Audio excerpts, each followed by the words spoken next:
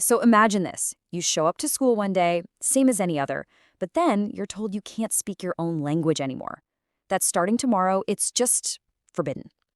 That's the powerful, gut punch reality at the heart of Alphonse Daude's short story, The Last Lesson. Today, we're going to dive into what happens when a community's very identity is threatened, one single word at a time. It's a funny thing, isn't it? We almost never realize how much something means to us until it's about to be snatched away. That sinking feeling of, oh man, I really should have paid more attention. Well, that's exactly what our main character is about to go through, and it's the core of this whole story. So our story drops us into what should be just another morning in the beautiful French region of Alsace. But for the young boy we're about to meet, his entire world is about to get turned upside down, and he has absolutely no clue. Right, so here's Franz. And he's pretty much like any other kid, you know? The sun is out, the birds are chirping, and the absolute last thing he wants to deal with is a test on grammar, on participles no less, that he totally didn't study for. He even thinks, for a second, maybe I'll just skip school. But something pulls him along anyway. And this is where things start to feel off. As he's rushing to school, he sees these little clues that something's not right. First, there's a big crowd huddled around the bulletin board in the town square. That's the spot where all the bad news from the war has been posted for the last 2 years. Then, out in the fields, he sees them, Prussian soldiers, drilling. It's a series of unsettling images that just add to this feeling that today is different. So that weird feeling follows him all the way to the schoolhouse. He's late, so he's kinda hoping to use the usual morning chaos to sneak in without getting noticed. But when he gets there, things only get stranger. And this pretty much captures the vibe. Normally, the school is just a racket. You know, a great bustle of noise, desks opening and closing, kids shouting out their lessons together. But today, it's silent. Eerily silent, like a Sunday morning. The very chaos he was counting on to sneak in has completely vanished. And inside, the mystery just gets deeper. To Franz, everything is wrong. His teacher, Monsieur Hummel, is wearing his best clothes, this special outfit he only puts on for big events like inspections or prize days. But then Franz sees the biggest shock of all. The backbenches, which are always empty, are filled with the town's elders, the former mayor, the old postmaster, all sitting there, looking incredibly serious. So Franz is just completely lost. Why is his teacher all dressed up? Why are the old folks from the village here? And then Monsieur Hamel stands up, and in one single moment, the whole puzzle snaps together in the most heartbreaking way imaginable. You can feel the tension in the room. Monsieur Hamel gets up, and in a voice that's somehow both really heavy with sadness but also very gentle, he gets ready to say the words that will change absolutely everything. And there it is. The words hit Franz as he says, like a thunderclap.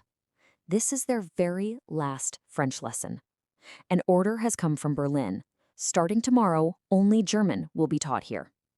And in that instant, the quiet classroom, the teacher's fancy coat, the sad faces of the village elders, it all suddenly makes a terrible, perfect kind of sense.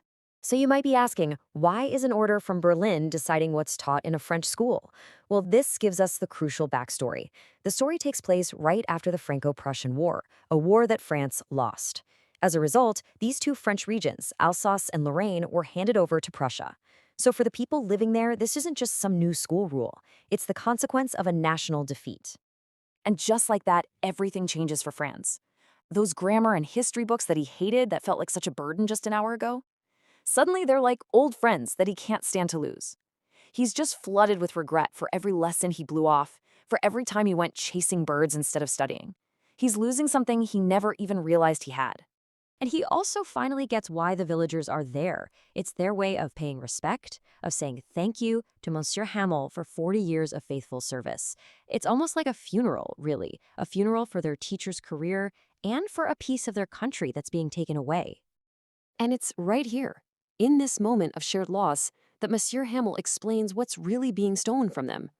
And this gets us to the very heart of the story, this idea that a language is so much more than just a bunch of words. So Monsieur Hamel gives the lesson of his life. He starts talking about the French language with this incredible passion, calling it the most beautiful, the clearest, the most logical language in the entire world. And you can just feel that to him, this isn't a school subject. It is a living, breathing part of their soul, and they have to guard it. And this, right here, is the line that just rings through the entire story. Monsieur Hemmel tells them that for an oppressed people, their language is their identity. It is the key to their prison. As long as they hold on to it, they're holding on to who they are, to their history, and to the hope that they might one day be free again. It's a quiet but powerful form of resistance. And now for the saddest irony of all. Franz, the kid who was famous for daydreaming and not paying attention, is hanging on every single word. And for the very first time, it all makes perfect sense to him. The lesson feels so easy because for the first time he actually desperately wants to learn. So the lesson goes on, this quiet, sad tribute to their language. But everyone in that room can feel the clock ticking, marking down the final minutes of their shared world. And then it happens. The church clock strikes 12 noon, the official end of the school day, and the end of so much more. And at that exact same moment, another sound cuts through the air. The trumpets of the Prussian soldiers marching back from their drills. It's this harsh, unavoidable reminder of their new reality. The last French lesson is well and truly over. Monsieur Hamel stands up from his chair. The story says he seems so tall, as if he's filled with all the dignity and sorrow of his country. He opens his mouth to say something, but he can't. He's just choked with emotion. The words won't come out. So instead, he turns to the blackboard, grabs a piece of chalk, and with every bit of strength he has left, he writes 2 final words for all of them to see. Vive la France. Long live France. A silent, powerful, final act of love and defiance. And that's where the story leaves us. It's a really powerful reminder to maybe look around at our own lives, at our languages, our traditions, the little things we take for granted every day. And it makes you ask yourself, what's the part of your culture, of your identity, that you couldn't stand to lose?